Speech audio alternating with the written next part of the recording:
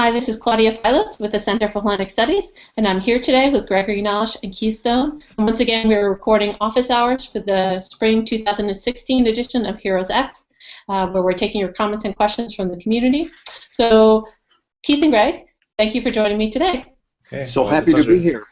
Yes, thanks. So today we're going to start with the discussion question. We're actually going to talk about both hourly discussion questions, hour 9 and hour 10. Many members of our community are working through those 2 hours right now. So let's turn first to the discussion question for hour 9. And Greg, the question that you pose, as I bring it up, is the key word for hour 9, as you know, is nostos. And as we can see, nostos refers to a song about a homecoming, not only to an epic event of homecoming. So it's a song and the actual homecoming. On the basis of your reading so far, how would you answer this question? Is the Odyssey a successful song about a homecoming? And I would say, as we looked over the responses, I think we'll agree that most people just pretty much agree straight out that it was a successful homecoming. But Keith, you were noting one of the responses that brought up an interesting point. Can you bring that up? Mm-hmm. Somewhere it's now towards the middle. Yep. It's by Jillian Kiriakou, and she says, she agrees with everyone who's in saying that, yes, the Odyssey is a successful song about homecoming, because in fact Odysseus made it home. The plot is nicely tied up that way. But it begs the question, why did it take him so long? And it's so true. It's a great song about homecoming, but Odysseus has the worst homecoming ever. Yes. I don't know that anyone else particularly mentioned that, so I thought that was interesting. He doesn't have a homecoming that you would ever want to imitate. He's not a shining example of how to get home. Right, and there are interesting responses about that in the next hour we're going to talk about. So, Greg, can you take us through that? What's going on there? Well, it's painfully slow, as Keith and you have mentioned, dear Claudia, and there's so many obstacles that it takes you right back to the beginning of the Odyssey, where we're told that he veered in very many ways. He went off course more than anybody else, and that's why there's so much suffering. He suffered a great deal. He veered a great deal, and the pains that he endured are compared really to the pains that the heroes in the Iliad endured in the war at Troy. So yes, it was successful in the end, but it sure took a long time. And even when it comes to Athena's help, the help was at many stages delayed or even absent. Yes. So, this actually brings us to some of the comments on hour 10, on the hour 10 discussion question, actually. So let's flip over to that really quickly. And just to remind people, it's a very closely related question. You said, the keyword for hour 10 is naos, and as I argue, the word naos is related to the word nostos. But is there a way of saying more that the word naos actually reenacts the meaning of nostos? So we had a few community members talk about Athena's participation on this thread. Also talking about the difficulty that was faced by Odysseus here, about the struggles, about the idea of salvation. And I also want to point to a comment that you really liked, Greg, as we were previewing this thread, which was by Mayte5. I'm not sure, M-A-Y-T-E-5. About the Czech proverb. Right. Yeah. So you have to learn a different that when you learn a different language, you have to exchange one soul for another soul. Right, you get a new soul. So so now as we're thinking about naos and nostos, can we kind of combine those two questions together? Because I like how you sort of asked us those two questions. What were your thoughts when you offered those two discussion questions? One of the things I was thinking about is what would happen if you had a shortcut to the Odyssey by skipping several stages. And one way to skip several stages is just to concentrate on the descent of Odysseus into the realm of the unconscious, which is what he does when he goes to Hades, and then coming back up for air again, so to speak. What he's doing is coming back from the unconscious to the conscious. You could say that's like waking up on one level, or you could say it's like coming to after you fainted, or let's get more mystical, it's like resurrection after death. But in any case, this kind of homecoming is so mental that you could do it without even traveling. It's just the traveling of the mind, as it were. It's going to the unconscious and coming back, and that too is a return from unconsciousness to consciousness again, which is where you started. Right. And that way, the spiritual that is definitely a part of the Odyssey can be thought of as just as much a return and a song about a return than all the adventures and all the zigging and zagging and all the detours and all the suffering that went with it. Yeah, and I think our participants were really getting that from the text, because I'm thinking about two comments in particular. One that says, if nēpios can be interpreted also as consciousness, we can read the Odyssey as a journey in which the hero, after a long sleep, comes back to his full light in life, achieves his homecoming to life forever, thanks to the song of his deeds that he had to face and had to deal with. I love that. That's such a beautiful formula.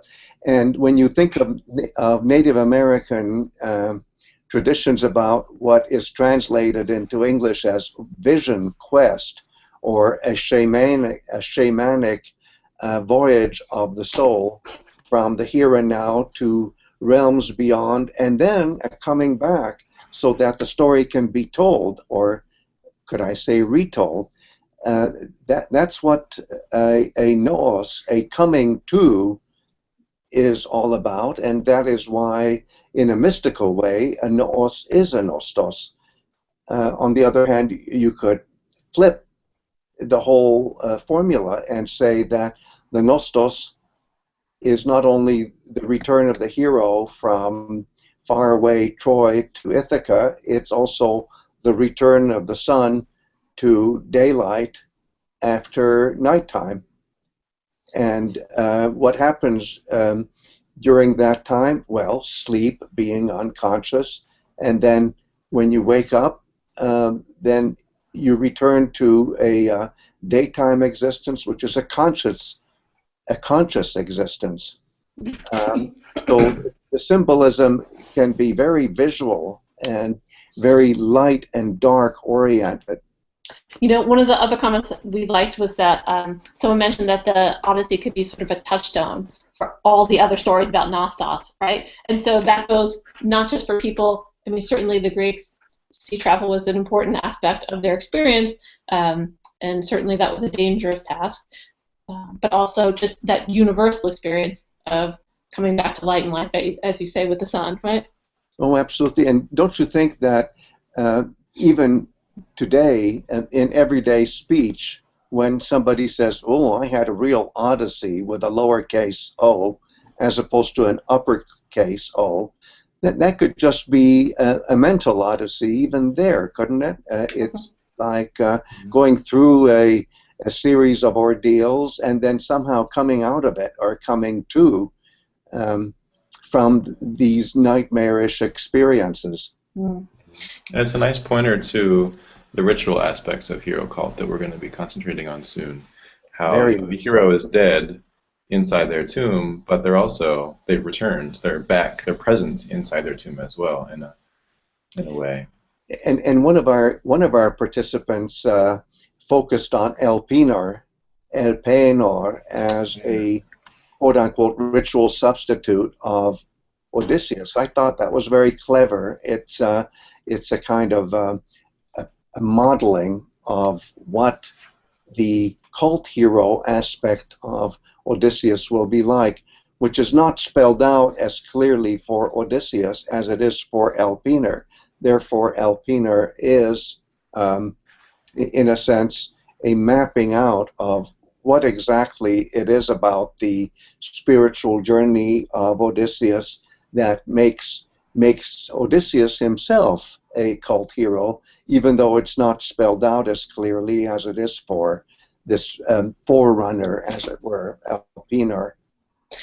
That's beautiful. Can we transition to another thread that we, in our preview discussion, decided we wanted to talk about? And that was actually a very recent post. Someone had asked about basically the physical integrity of the body of the hero. I'd like to pull up that thread for us for a second here. And so the title of the thread is Bodies of Heroes Remaining Intact, Part of the Tradition. And so this is by Pamela M.N. And she's interested in the fact that she's seeing the bodies of Sarpedon, Patroclus, and Hector that are specifically being mentioned as remaining intact through the actions of the gods. And she's noting what she sees as similarities between the incorruptibility of the bodies of saints in the Christian tradition and of mystics in the Eastern traditions. And so she's wondering if that's just an intrinsically and universally appealing idea, or is there something more in that connection? Well, I think it's not just a wish fulfillment, which is what Pamela is really worried about. Is it just a fantasy? Oh no, it's a patterning. It's a modeling for how we can all have hope in what will happen to us. And by the way, that's why the name of Elpenor is so important. It is a speaking name in fancy Latin terminology, a nomen loquens. Elpenor is a man of hope. It's the hope or the insistent expectation, maybe presumptuous, that something that is like an afterlife does await the dead. And so if you look at it that way, it's not just an idle piece of imagination. It is a wish fulfillment that is programmed by ritual and myth. And if you see characters like Hector, I like that example even more than the other two examples.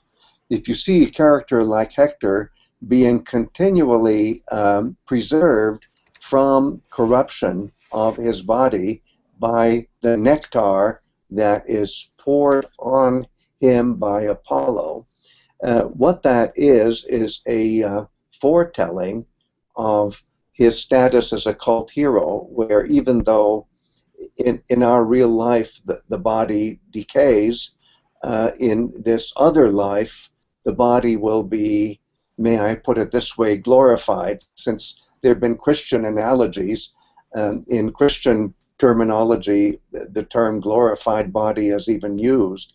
Well, in pre-Christian terms, what's happening to Hector in the Iliad towards the end is a narrative of preservation, of real salvation, as visualized in the preservation of the body, not only from decay, but from mutilation at the hands of Achilles. So it's a kind of double preservation.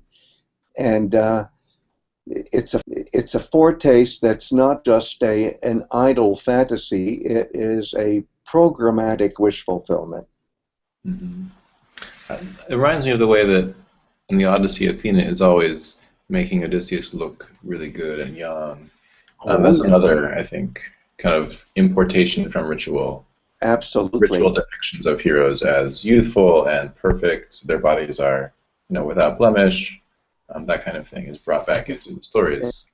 I agree with you, Keith. And in fact, in one of these situations, she actually touches Odysseus with her wand. It's with a wand.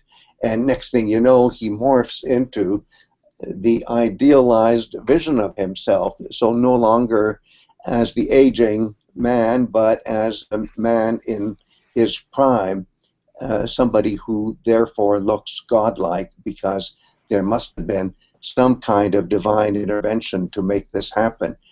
And in other situations, it's not the wand of Athena, it's a ritual lustration.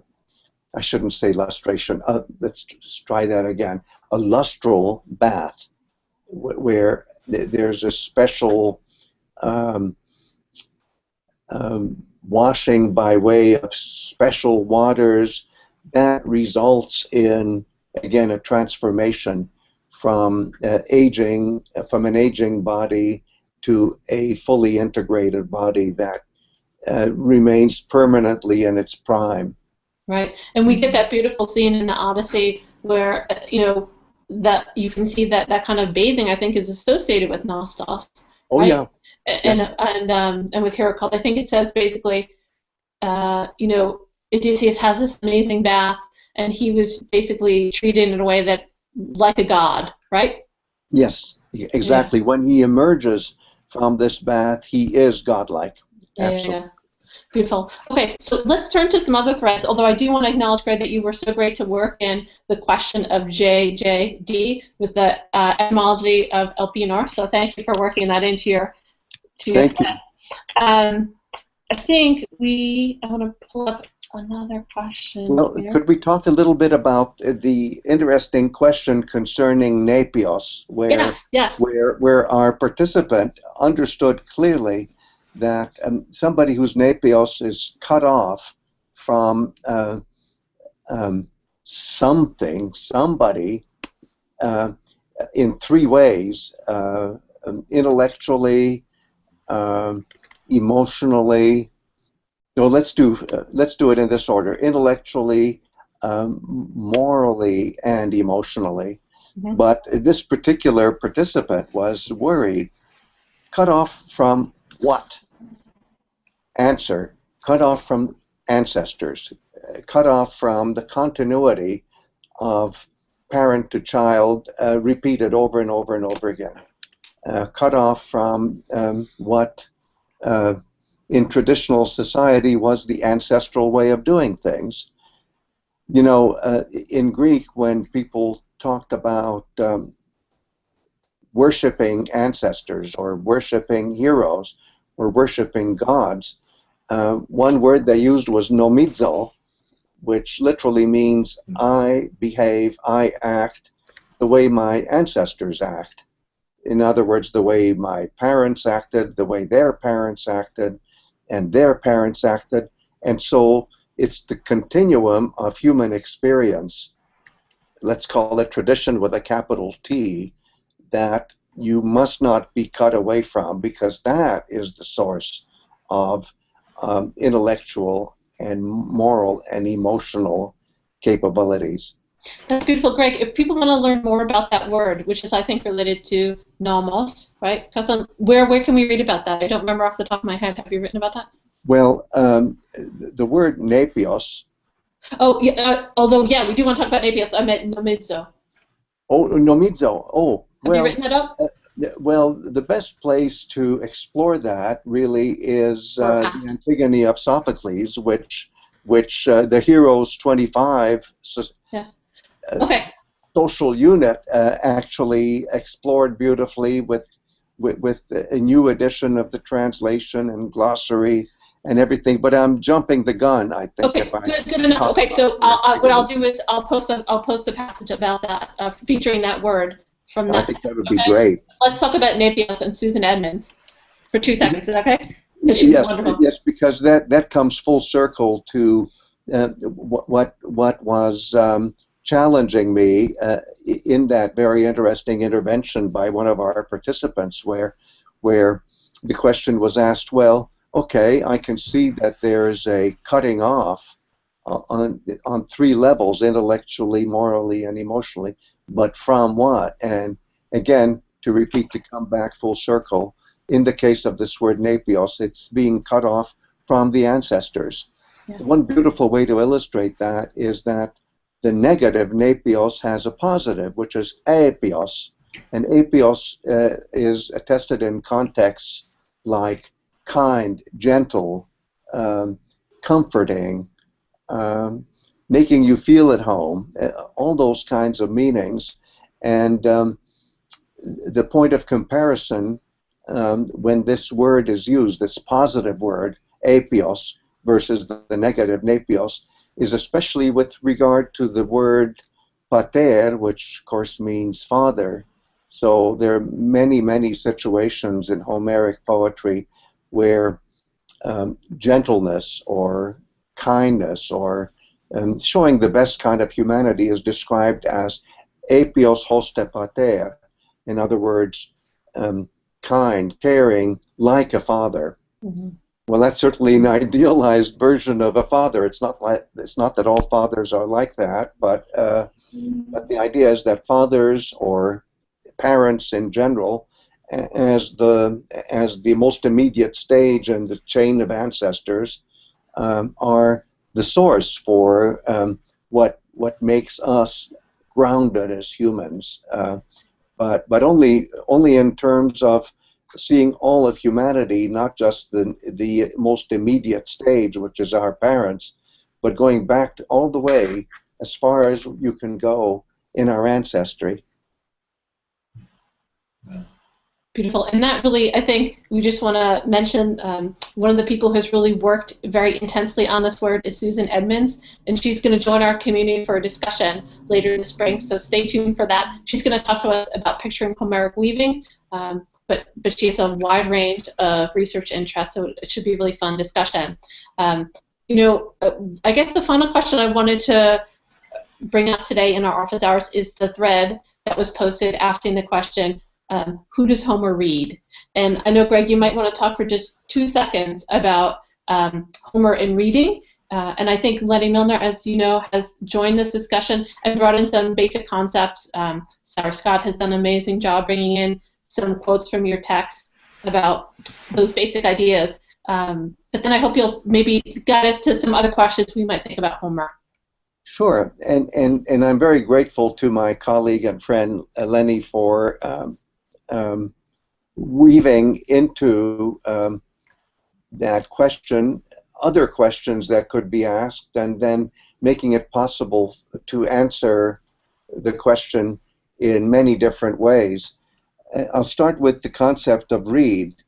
I welcome that word read in this context. How does Homer read? And I just want to add, we have to say as well, how do we read Homer, reading the past? So we read Homer reading the past.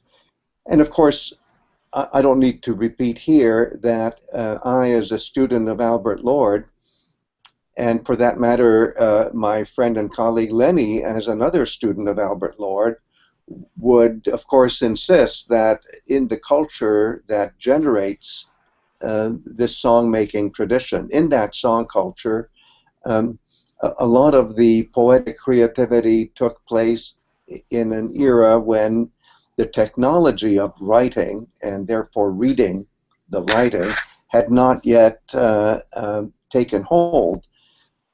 That said, I still like the word reading in the sense of being exposed to meaning coming at you and then processing that meaning by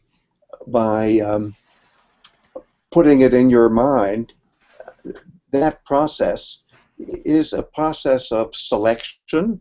It's a process of understanding the distributions of meaning in the universe. Interestingly, the ancient Greek words for reading really reinforce the way our participant used the word.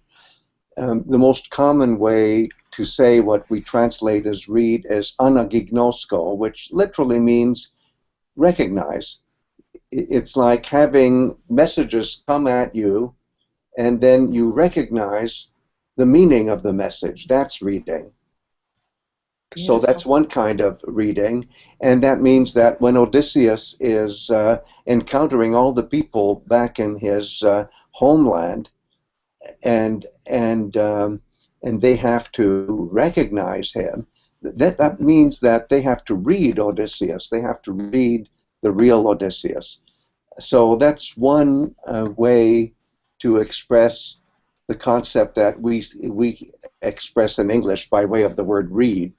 Another one, this is not the common one in everyday Greek as we know it in ancient times, is lego, L-E-G-O, O with a long mark over the O. In Latin, that means read, primarily. In Greek, it means primarily select. But then secondarily, lego means read as well in Greek. And here's the idea, is that, again, you get a message coming at you, and you make your proper selections so that you can get meaning out of it, and you're reading.